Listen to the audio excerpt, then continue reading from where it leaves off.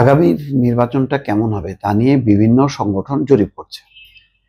এই জরিপগুলি কিন্তু ভুয়া না। যেমন অন্যতম একটা জরিপ বলছে যে ৫৭% বেশি মানুষ বলছে যে প্রথমে আইন শৃঙ্খলা, তারপর বাকিগুলো, অর্থাৎ নিরাপত্তাটা কে দিতে পারবে, কার দ্বারা তার এলাকায় নিরাপত্তা নিশ্চিত হবে।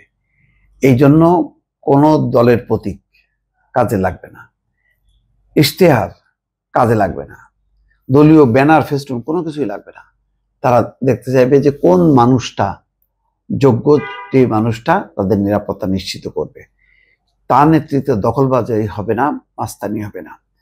আমূল পরিবর্তন হয়েছে। এটা কিন্তু বিএনপির পক্ষ থেকে, জামাত, সবাই কিন্তু টের পাচ্ছেন যে মানুষের মুভমেন্টটা একেবারেই ছড়াই গেছে। এই যে পিপলস ইলেকশন পালসের দ্বিতীয় দফার যে চিত্রটা, এটাকে উড়াই দেওয়া যাবে না। ৫৭% বেশিরভাগ মানুষ সেটা বলছে। যে দেখেন, বলছে যে জরিপ আরো বলছে যে প্রতীক বা ইশতেহার নয়, যোগ্যতার প্রশ্নে ভোটাররা এখন সবচেয়ে বেশি একমত। যোগ্যতা থাকতে হবে তার। ৬৫% মানুষ বলছেন দেখি প্রার্থীটা কে, কি করতে পারে। রাজনীতির পুরনো ম্যাজিক, স্লোগান, প্রতীক এসব নিয়ে আর মানুষকে টানা যাবে না। যিনি দাঁড়াবেন তিনি কি করবেন, কিভাবে করবেন, কতদিনের মধ্যে করবেন, এখন মানুষ জানতে চায়।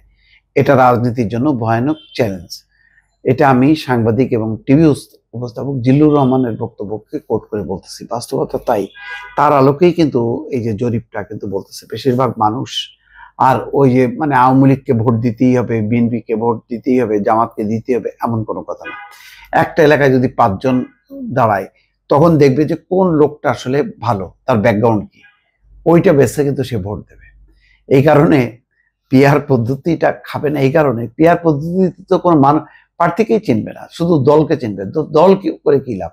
কোন লোকটাকে মানুষ, কোন লোকের কাছে যাবে, সেই লোকটাকে চিনতে চাই, তাকে নির্বাচিত করতে চাই। সুতরাং এইবারের নির্বাচনটা মনে হচ্ছে যে আওয়ামী লীগ নাই, এই কি বলে জাতীয় পার্টি নাই, খুব সহজ হবে না, আরো কঠিন হবে।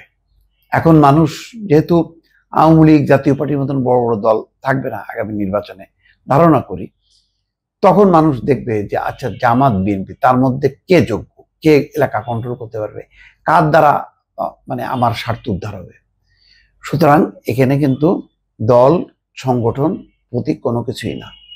মানুষ উদ্বুদ্ধ যখন হবে যে না, ওই মানুষটা সত্যি ভালো মানুষ, ওই লোকটা আর বিতর্কিত না, তখন তাকে ভোট দেবে।